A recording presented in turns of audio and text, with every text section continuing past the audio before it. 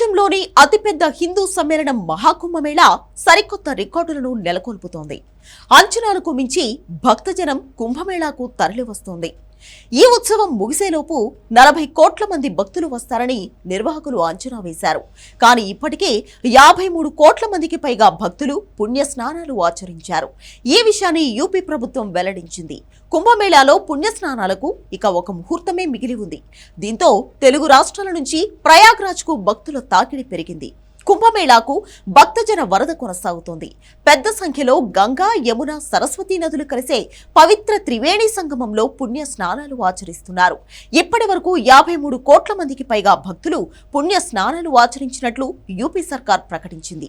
ప్రపంచంలోనే ఇంతమంది భక్తులు పాల్గొన్న మొదటి కార్యక్రమంగా కుంభమేళా రికార్డు సృష్టించింది.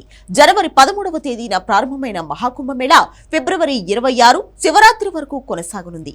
దాదాపు 45 రోజుల పాటు జరిగే ఈ కుంభమేళా ప్రపంచంలోనే అతిపెద్ద సంగమంగా నిలిచింది. ముందుగా నిర్ణయించిన ప్రకారం ఈ మేళా ఈ నెల 26తో ముగియాల్సి ఉండగా భక్తుల రద్దీని దృష్టిలో పెట్టుకుని మరో 2 రోజులు పొడిగించే అవకాశం ఉందంటూ ప్రచారం మొదలైంది. అయితే ప్రభుత్వం మాత్రం పొడిగింపు ఆలోచన లేదని తేల్చి చెబుతోంది.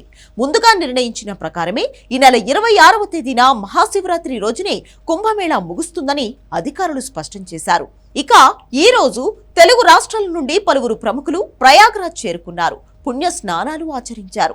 కుంభమేళా ముగింపు సమయం సమీపిస్తుండటంతో భక్తుల రద్దీకి అనుగుణంగా తెలుగు రాష్ట్రాల నుంచి రైల్వే, ఆర్టీసీ ప్రత్యేక ఏర్పాట్లు చేస్తోంది.